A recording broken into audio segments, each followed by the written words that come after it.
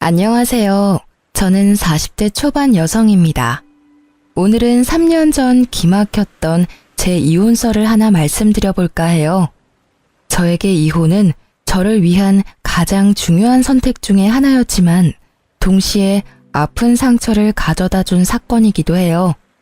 결혼할 때는 100년해로 할 거라고 맹세하며 다짐까지 했지만 그것도 두 사람 모두 그렇게 원해야만 가능하더라고요.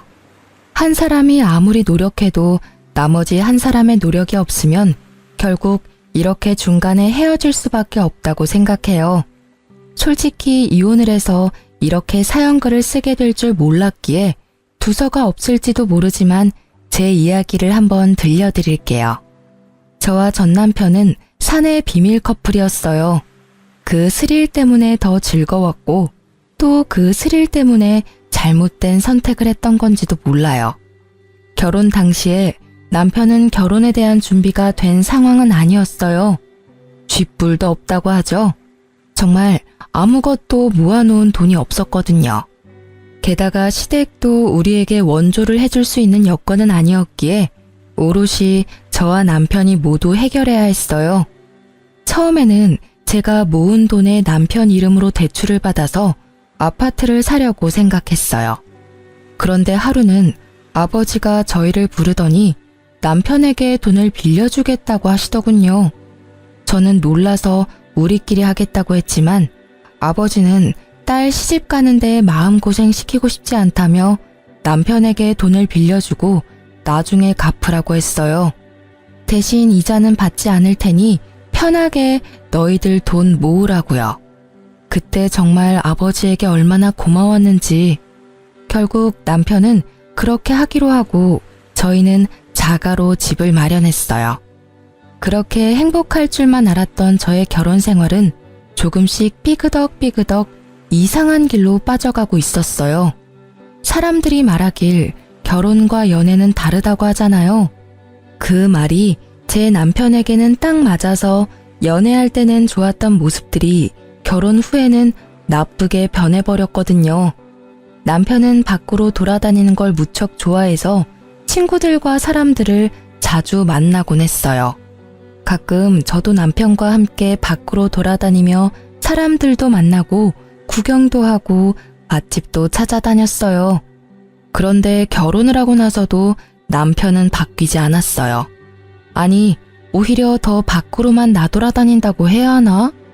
집에 들어오는 걸 무척 싫어하는 사람처럼요. 거기에 슬슬 지치는 건 저였어요. 하루가 멀다하게 벌어지는 회식과 술판, 친구들과의 만남 등 남편이 그럴수록 저는 점점 독수 공방의 시간이 길어지고 있었어요. 게다가 결혼 3년, 4년이 넘어가면서 불임에 대한 걱정도 커져가고 있었어요.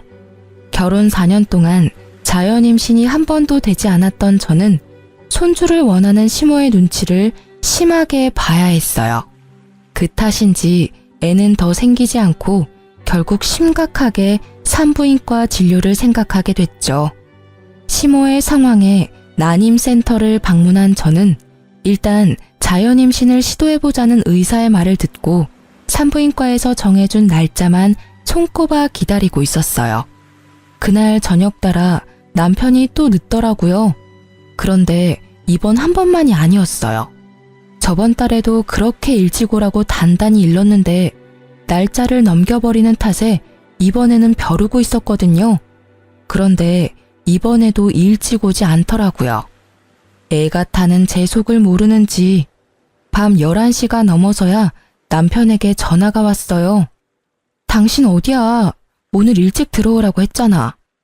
아이고 사모님, 저 택시 기사인데요. 나오셔서 손님 좀 모셔가야 할 것 같은데요.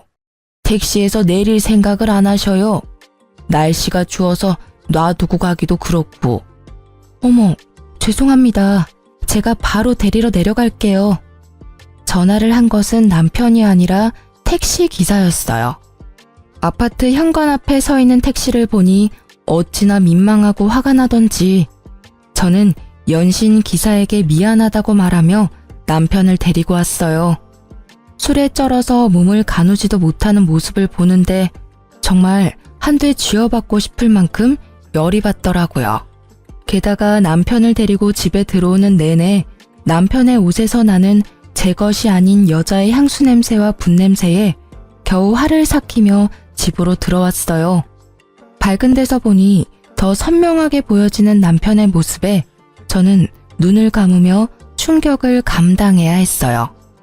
옷깃에 덕지덕지 묻어있는 립스틱에 단정치 못한 옷차림이 딱 봐도 여자를 끼고 놀았던 것 같더라고요. 게다가 남편을 데리고 들어올 때 남편 와이셔츠에서 바스락거리는 소리가 신경이 쓰여서 주머니를 확인했는데 거기에 작은 쪽지가 있었어요. 연락처 하나와 여자 이름이 적혀 있고 옆에는 하트 표시까지 딱 찍혀 있더라고요. 저는 그 연락처를 일단 다른 곳에 베껴 적어두고 남편 코트를 벗겼어요. 그리고 저는 한 번 더 열이 오르는 것을 느껴야 했어요. 양말이 거꾸로 신겨져 있었거든요. 일을 하면서 양말을 다시 신었을 리 없고 설사 100번 양보해서 다시 신었다 하더라도 제정신이라면 거꾸로 신었을 리 없었겠죠. 차라리 양말이 없었다면 제가 덜 화가 났을지도 몰라요. 애를 가지고 싶어 오매불망 남편만 기다려야 하는 제 사정이 이렇게 비참하고 짜증나는 일이 되어버려 저는 그날 분노의 눈물과 우라를 삼키며 잠도 제대로 못 잤어요. 그리고 다음날 아침 남편이 눈을 뜨자마자 저를 부르더군요. 여보, 나 물 좀 가져다 줘. 술이 안 깨네. 어제 숙취 해소제도 먹었는데 늙었나 봐. 뭘 잘했다고 눈 뜨자마자 마누라 부르며 물을 찾는지. 저는 열이 받아서 냉수를 컵 가득 받아서 비몽사몽한 남편 얼굴에다가 확 부었어요. 아, 차가워. 지금 뭐 하는 짓이야? 당신 미쳤어? 갑자기 물을 뿌리면 어떡해?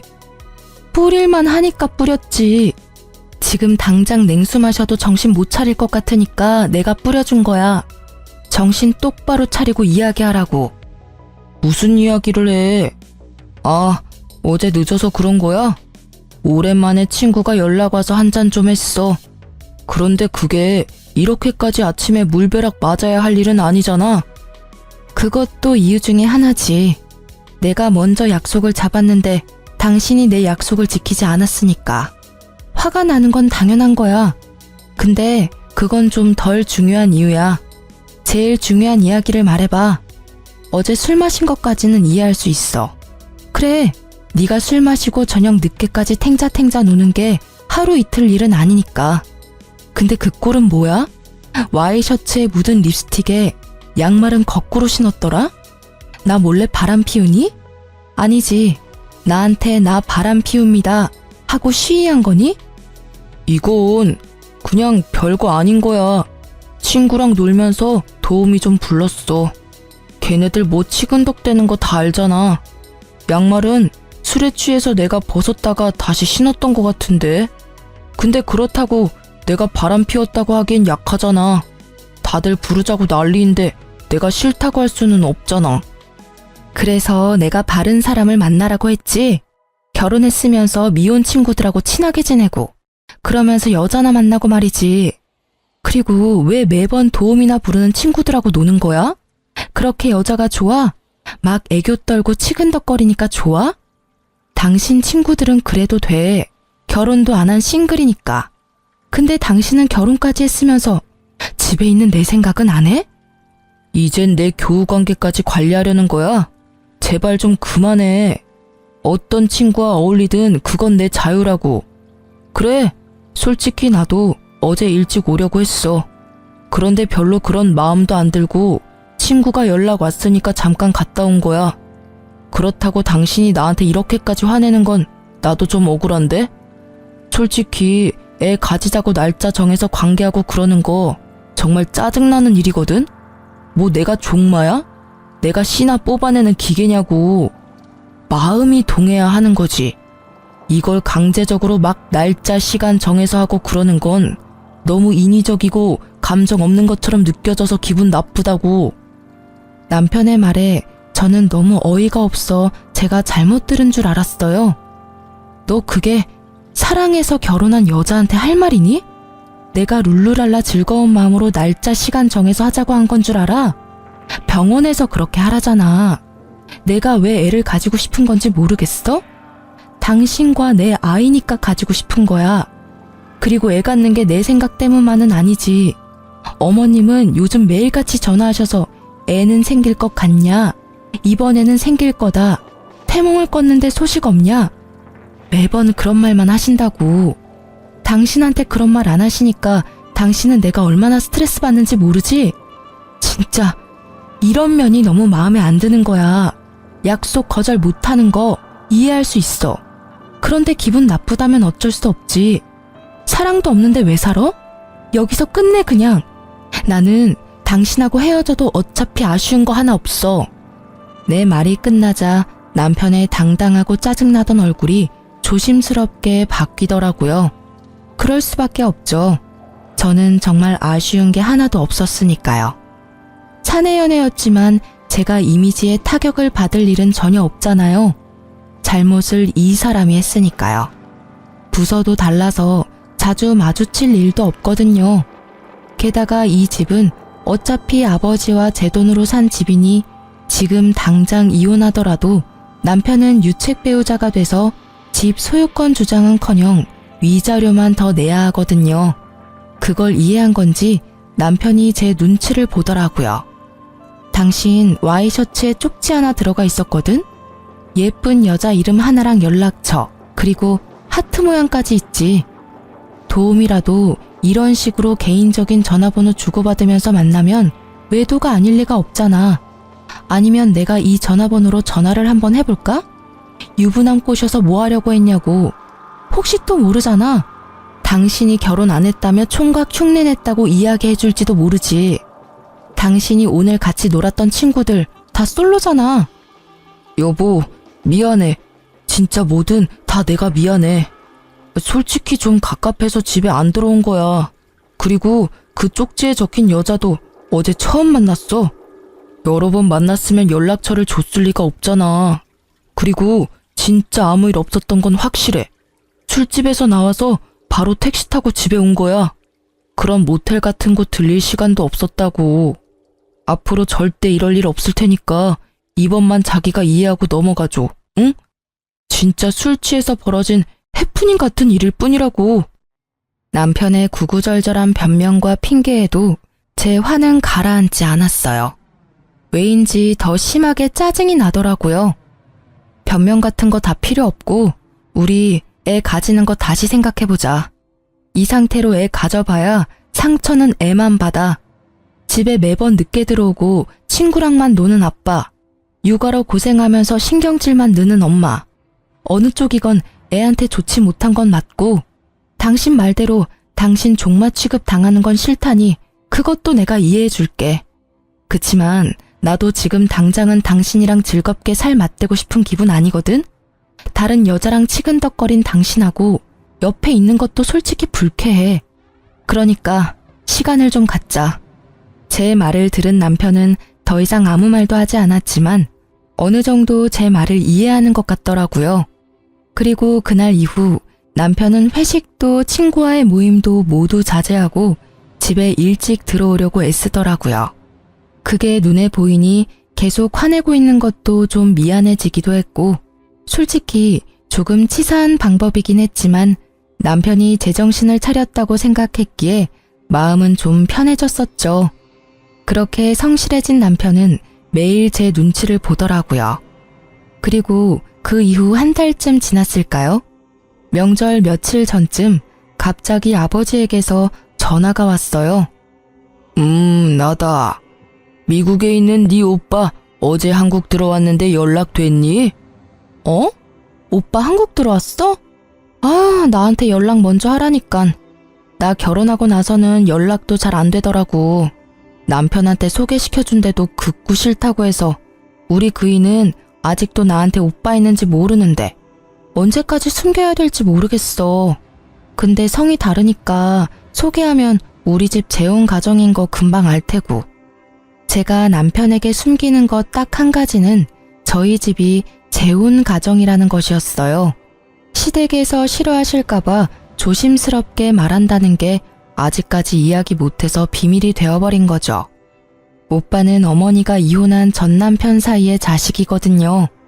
서로 아버지는 다르지만 여느 가족들과 다름없이 잘 지내고 있어요. 마음의 준비가 되면 말해. 아직까지는 재혼 가정이라고 하면 싫어하는 집이 더 많아. 그리고 어차피 네 오빠는 미국에서 계속 살 거라고 하던데 한국에는 잠깐 들어왔다가 다시 나간단다. 그 전에 얼굴 보고 회포라도 풀어. 그래도 오랜만에 만나는 동복 오빠인데 할 이야기도 많을 거 아니야. 고마워 아빠. 오빠랑 나 자주 만나게 해줘서 엄마도 엄청 고마워하거든. 일단 내가 오빠한테 전화해 볼게. 오빠 시간 되면 가족 다 같이 밥이라도 먹어요. 내일 시간 비어나요? 아버지와 전화를 끊고 나서 저는 오빠와의 만남에 들뜨기 시작했어요. 오랜만에 보는 오빠라 하고 싶은 말도 듣고 싶은 말도 많았거든요. 오빠가 저를 너무 많이 기특해해서 저도 오빠에게 기댄 적이 많았으니까요. 남편에게 어떻게 이야기할까 고민하다가 결국은 남편에게는 친척을 만나러 갔다 오겠다며 거짓말을 하고 오빠를 만나러 갔어요. 오빠, 오랜만이야. 잘 지냈어? 그럼, 너도 잘 지내지? 나야 뭐 그렇지. 참, 너한테 부탁이 있는데 오빠 한국에서 처리해야 할 관공서 업무가 많거든? 그러니까 나 좀 도와줘라. 몇 년 나가 있었던 탓인지 아무것도 모르겠네. 한 2, 3일 정도 낮에만 좀 도와줘. 그렇게 해주면 이 오빠가 용돈 두둑히 챙겨줄게. 아싸, 용돈이라니.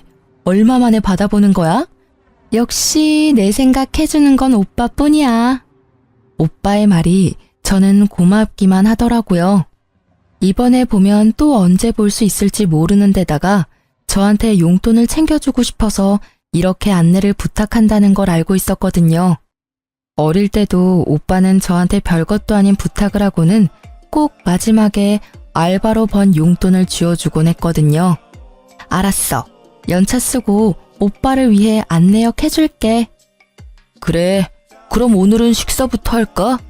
그러고 보니 어디 호텔에 괜찮은 레스토랑 생겼던데 거기서 식사나 할까? 거기는 가격이 좀 싼데도 맛집 많아. 내가 우리 동생한테 사주고 싶어서 그렇지. 자, 가자. 저는 오빠와 식사를 맛있게 하며 오랜만에 스트레스를 풀었어요.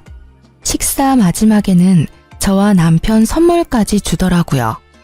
한 번도 못 본 매부에게까지 선물을 해주는 오빠의 마음 씀씀이에 너무 고마웠어요. 그렇게 저는 이틀을 연차를 쓰고 오빠의 안내역을 해줬어요. 말만 안내역이고 오히려 가족 여행에 더 가까웠죠. 친정 부모님까지 모시고 맛집도 다니고 오랜만에 느긋하게 시간을 보내니 스트레스가 좀 풀리더라고요. 그렇게 오빠를 미국으로 보내고 며칠이 지났을까 남편이 점점 옛날처럼 늦게 들어오더라고요. 워낙 노는 걸 좋아했으니 어쩔 수 없이 되돌아간다고 생각한 것도 잠시 점점 저한테 차가워지는 느낌을 받았어요. 뭔가 의심스러운 기색이 있어서 벼르고 있었지만 꼬리를 잡을 수는 없었어요. 그런데 그 꼬리가 너무 의외의 곳에서 잡혀버렸죠. 하루는 배달이 왔어야 할 새벽 우유가 아침에 보니 사라졌더라고요. 분명히 업체에서는 새벽에 배달을 했다고 하고요. 평소 우유를 마시지 않는 남편이 가져갔을 리 없다고 생각한 저는 분실 사건이라고 생각하고 범인을 어떻게 잡을까 생각하고 있었어요. 일하는 내내 그 생각을 하다가 아파트 CCTV, 엘리베이터나 계단에 찍혀있지 않을까 하는 생각이 들었죠. 그래서 퇴근하고 불이 나게 아파트 관리사무소로 향했어요. 우유가 없어졌다고 양해를 구한 뒤 저는 CCTV를 돌려봤어요. 그러다가 두 눈으로 믿을 수 없는 광경을 목격했어요. 아침 시간 제 남편이 엘리베이터에서 어떤 여자와 무척 진한 아침 인사를 하고 있더라고요. 서로의 헤어를 정리해주고 사람이 타니 뒤로 물러나 모르는 사람처럼 있다가 몰래 손을 잡는 모습까지. 이미 제 머릿속에서 우유도둑은 사라지고 없었어요. 두 연놈의 행태가 너무나 충격적이었거든요. 저는 관리사무소에 부탁해서 전날도 그 전날도 확인해봤어요. 그리고 정확하게 상간녀가 누구인지 알게 됐죠. 여자의 얼굴이 너무 눈에 익어서 금방 눈치챘어요. 남편의 외도 상대는 앞집 여자였어요. 아침 시간에 설마 출근할 때 외도를 하지는 않을 거라 생각했는데 상간녀가 앞집이니 그 출근 시간을 더 활용한 거였죠. 등잔 밑이 어둡다는 말이 딱 맞더라고요. 결국 CCTV 동영상을 제 핸드폰으로 찍어놓고 집으로 가 남편을 기다렸어요. 역시나 늦더라고요. 저는 밤이 늦어질수록 거실이 아닌 현관에서 남편을 기다렸어요. 계단식 아파트라 앞집이 보이거든요. 둘이 밖에서 만나다가 들어오려면 같이 와야 하니까요. 그렇게 현관문 앞에서 기다리던 제 눈에 두 사람이 나타났어요. 역시 제가 잘못 본 게 아니라는 걸 확인이라도 시켜주듯 두 사람은 손을 잡고 앞까지 걸어오더라고요. 참 대담하기도 하지. 같은 층에 두 사람의 남편과 아내가 있는데도 저렇게 애정 행각을 하다니. 남편은 여자를 집으로 돌려보낸 뒤 저희 집 도어락 비밀번호를 누르더군요. 와씨, 깜짝이야. 여기서 뭐 하는 거야? 남편이 놀랐는지 제게 소리치더라고요. 들킬까봐 놀란 건지도 모르죠. 저는 남편에게 조용히 말했어요. 당신 요즘 늦네? 설마 또 바람 피는 거야? 제 말에 깜짝 놀랄 줄 알았던 남편이 잠깐 멈칫하더니 심드렁한 표정으로 그냥 소파에 앉더라고요.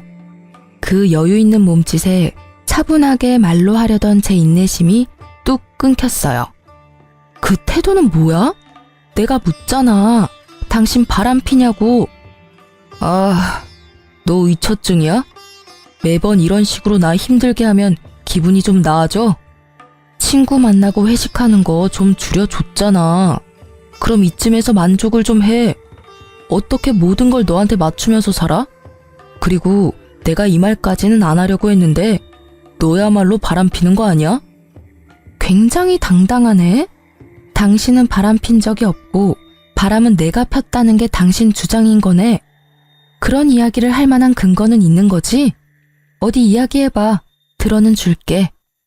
저는 남편이 이렇게 당당한 이유가 정말로 궁금했어요. 화가 나는 것과는 별개로 무엇을 갖고 있길래 저렇게 자신 있어 보이는가 싶었죠. 제 말에 남편은 자켓 안주머니에서 사진 몇 장을 꺼내서 탁자에 던지더라고요. 그 사진을 보는 순간 저는 어이없음과 불쾌함을 동시에 느꼈어요. 이건 뭐야? 너 나 뒷조사한 거야? 네가? 놀랐지? 그럴 줄 알았어. 바람 피우다가 딱 걸리니까 어때? 나한테 이런 쓰레기 같은 취급받으니까 기분 더럽지? 나도 그랬어. 별거 아닌 일로 사람을 쓰레기 취급하고 말이지. 마누라 바람 피는 거 보니 내가 왜 그렇게 했었나 싶기도 하고 자괴감이 드네. 솔직히 말하면 나를 종마 취급하는 데다 의처증까지 가진 당신이 바람까지 피워준 덕분에 당신은 유책 배우자가 확실해졌어. 반면에 나는 그때 한 번 이후로 별 문제없이 깨끗한 상태잖아. 외도도 하지 않고 얼마나 가정에 충실했는지 알지? 나한테 외도했다고 뭐라 하던 당신이 바람피는 걸 보니 이제 당신한테 질렸어. 그러니까 우리 이혼하자. 남편이 먼저 던진 이혼 이야기에 저는 터져나오는 실수를 참으며 냉정하게 말했죠. 이게 당신 생각이야? 이 사진 한 장으로 나한테 이혼하자고 말하는 거야? 내가 유책 배우자니까 너한테는 잃는 거보단 얻는 게 많겠네? 당연하지. 너한테 책임이 있으니까. 나한테 위자료 주는 대신에 이 집 넘겨주면 원만히 합의 이혼해줄게. 그럼 여기저기 소문날 일도 없고 깨끗하잖아. 그치? 너 지금 머리 제대로 굴렸네? 정말 화가 미친 듯이 나는데 너무 웃겨. 이 사진 한 장에 나한테 다 뒤집어 씌우겠다? 그런 신박한 생각은 어디서 나오는 거야? 그래, 이혼하자. 네가 이렇게 원하는데 해줘야지 않겠어? 나한테도 뭐 나쁜 일은 아니지. 제가 뜬금없이 웃자 남편놈은 그제야 어안이 벙벙한 얼굴로 저를 쳐다보더라고요.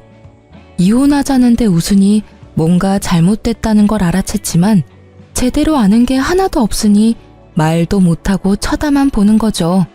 당신이 이혼 얘기 먼저 꺼냈으니까 나중에 두말하면 안 되는 거 알지? 나는 절대로 이번 이혼 번복 안 할 거니까 그렇게 알고 있으라고. 우와, 상간남이 그렇게 잘해줘? 이혼하자니까 두말 없이 수긍하는 거 봐라. 나보다 당신한테 더 좋은 조건인 거 아니야? 근데 상간남이 당신이랑 결혼해 준대. 그쪽은 그냥 장난이었던 거 아니야?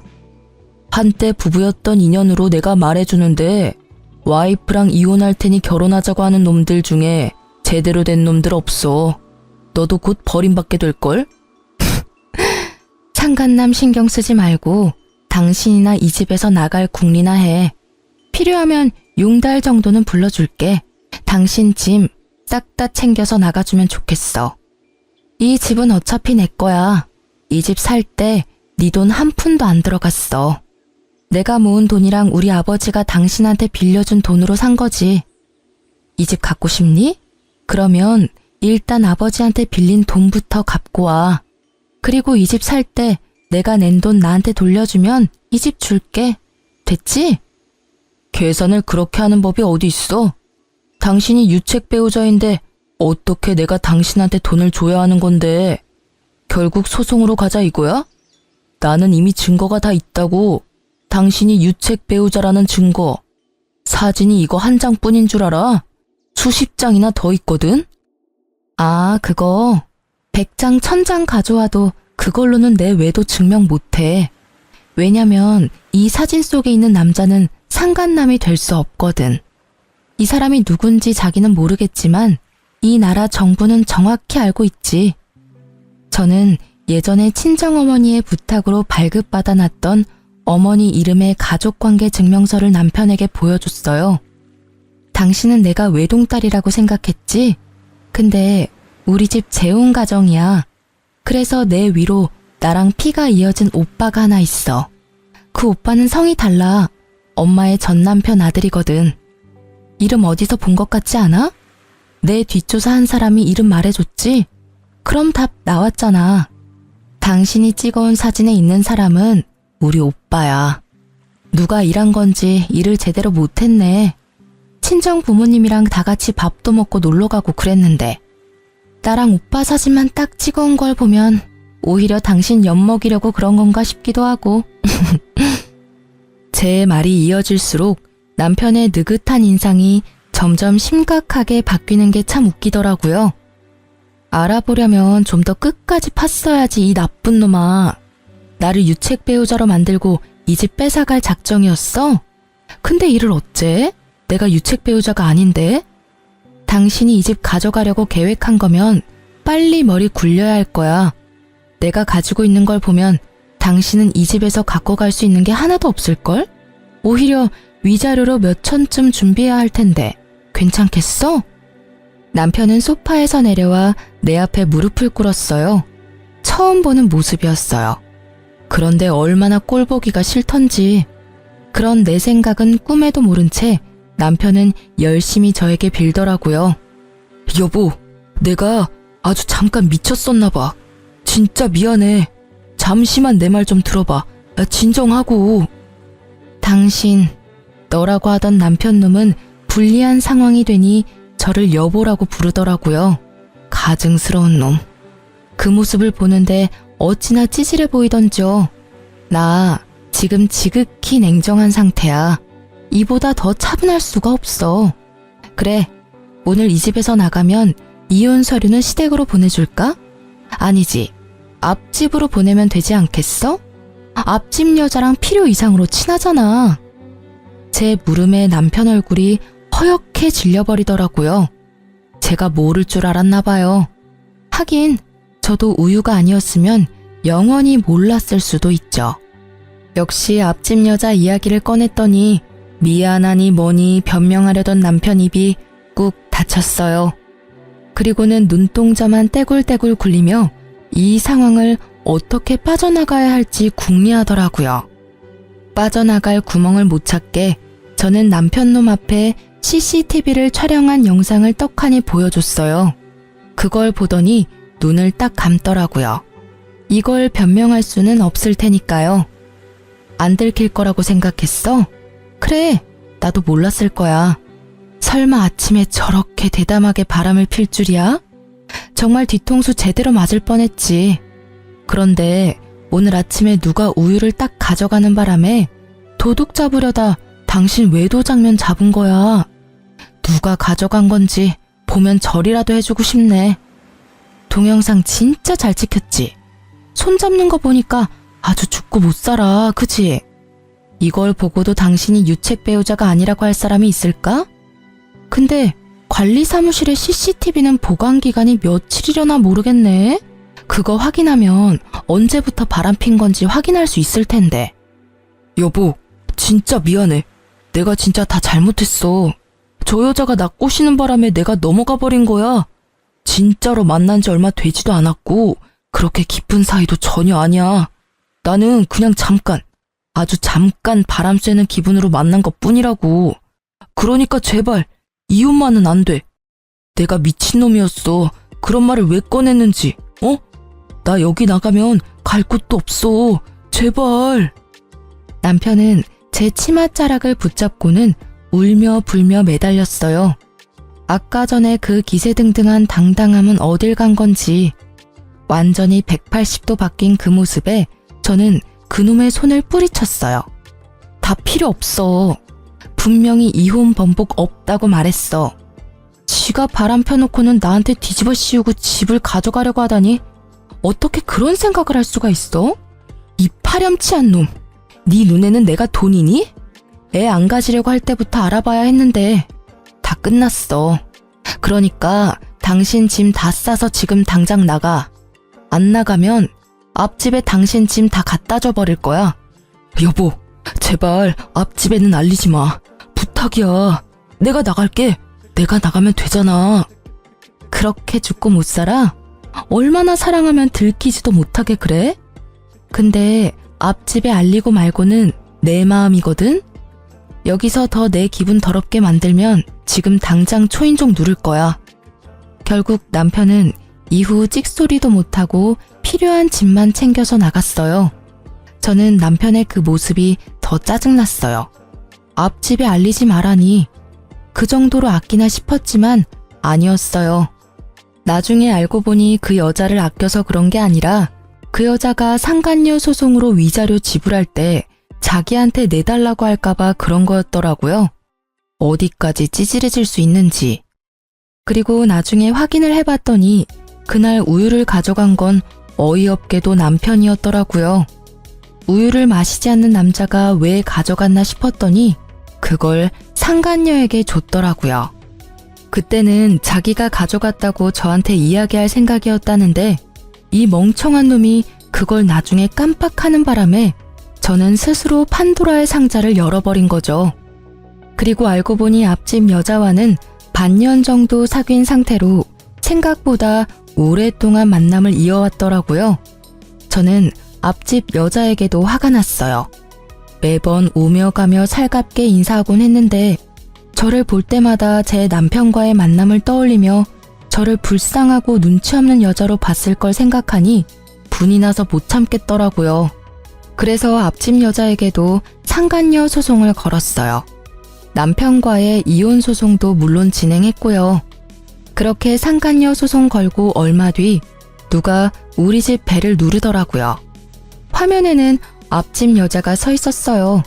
제가 문을 열어주니 그 여자가 갑자기 저희 집 현관문에 꿇어 앉더라고요. 왜 이러세요? 일어나세요. 아니요, 제가 정말 다 잘못했어요. 잠깐, 아주 잠깐 만난 거예요. 그러니까 제발 소송만 취하해 주시면 안 될까요? 염치 없는 부탁이란 건 잘 알지만 어떻게 좀 선처를... 제가 왜 그래야 하는지 잘 모르겠네요. 소송 취하해 주시면 제가 위자료는 드릴게요. 꼭 드릴 테니까 남편과 아이만이라도 알 수 없게 해주시면, 잘못하면 아이도 남편도 다 잃게 생겼어요.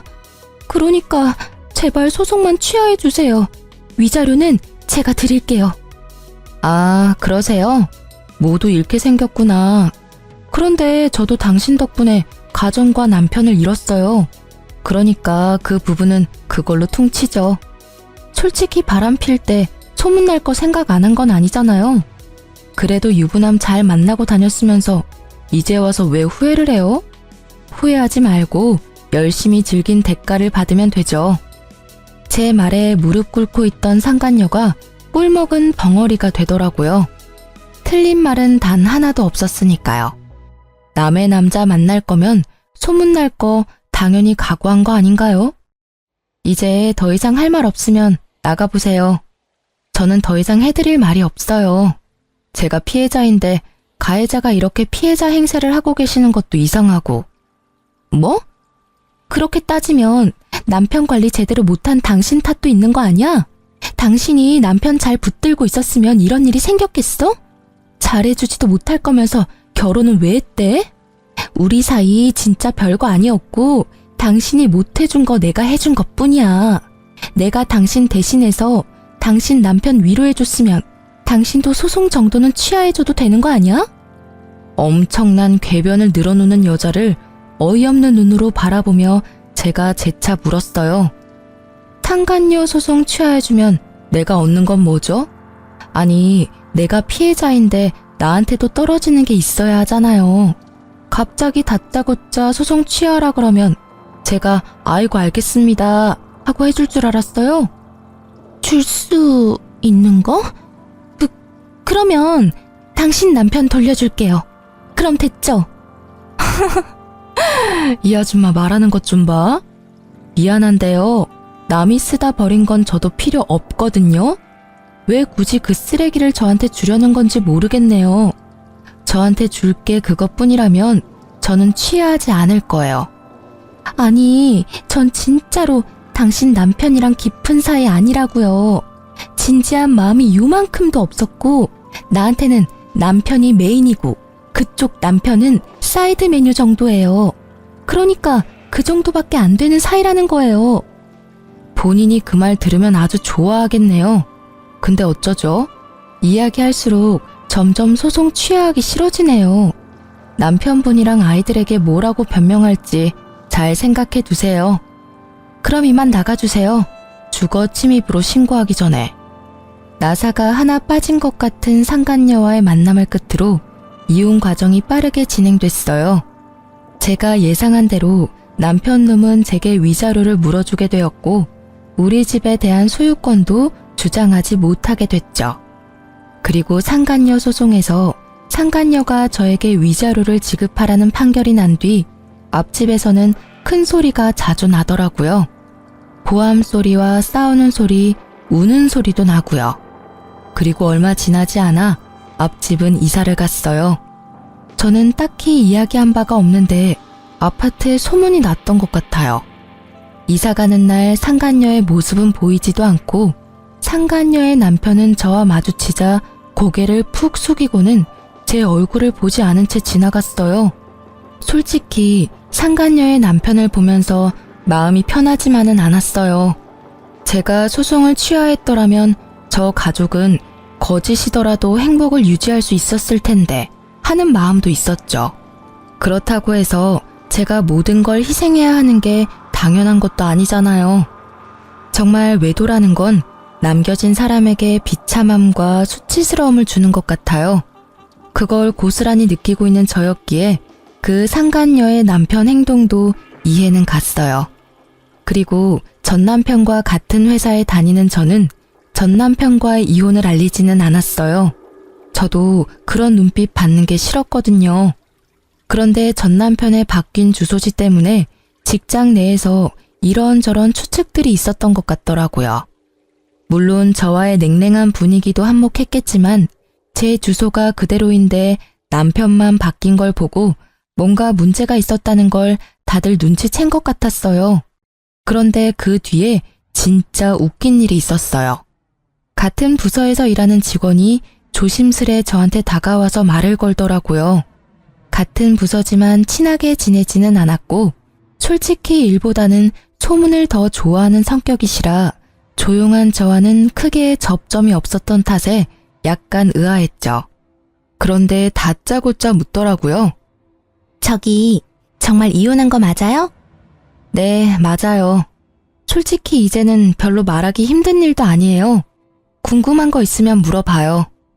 아니, 궁금한 게 있는 건 아닌데 지금 저쪽 부서 난리 났거든요. 왜요? 요즘에 이혼이 뭐 그리 대단한 이슈라고. 그게 아니라 얼마 전에 이혼 확실하다고 이야기 나왔잖아요.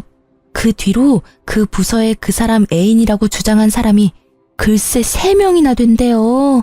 진짜 대단하지 않아요? 어떻게 동시에 3명을 만나죠? 3명이 아니라 최소 5명이겠죠. 저와 상간녀까지 포함하면 말이죠. 아, 이혼 전에 오피스 와이프들의 존재를 알았어야 했는데 그러면 위자료를 몇 명한테 더 받을 수 있었을지도 모르죠. 저는 그 이야기에 웃음밖에 안 나오더라고요. 저와 결혼까지 가지 않았다면 저도 그 수많은 오피스 와이프들 중 하나였을 거라는 생각이 들었거든요. 비밀 연애를 하는 이유가 외도를 숨기기 위함이었다니. 결혼 후에도 그 많은 여자와의 관계를 유지하기 위해서 저녁에 집에 올 시간이 없었던 모양이에요. 그런데 갑자기 그 숨겨진 여자들이 자기가 애인이라고 두 손 들고 나선 이유가 있더라고요. 바로 제가 사는 그 집이 그 남자 소유라고 생각한 것 같더라고요. 그래서 여자들이 바로 기정사실로 만들려고 한 것 같은데 알고 보니 그 애인이 한둘이 아니어서 그 난리가 난 거였어요. 전 남편은 알고 보니 제가 품을 수 없을 만큼 큰 사람이었어요.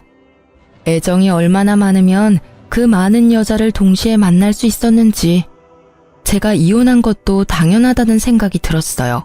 아니, 처음부터 인연이 아니었던 건지도 모르죠. 그냥 수많은 여자의 하나로 끝났으면 그렇게 비참한 꼴은 당하지 않았을지도 모르는데. 그렇네요. 근데 이렇게 같은 직장이 있으면 힘들지 않아요? 괜히 신경 쓰이고 그럴 텐데. 제가요? 저는 별로. 신경 많이 쓰이는 사람이 먼저 나가겠죠. 저는 크게 신경 안 써요. 그리고 오피스 와이프가 100명이건 1000명이건 저랑은 이제 관계 없는 사람이고요. 그분도 이제는 싱글이니 어떤 여자든 만날 권리가 있죠. 우와, 대단해요. 어떻게 그렇게 쿨하게 생각할 수가 있죠? 본받아야겠어요. 직원에게는 그렇게 말했지만 사실 쿨하다기보다는 이제 그냥 관심이 없어진 거에 불과했어요. 나랑은 연이 없는 사람이고 뭘 하든 나하고 연관될 일 없을 거라고 생각하니 차라리 마음이 편안했거든요.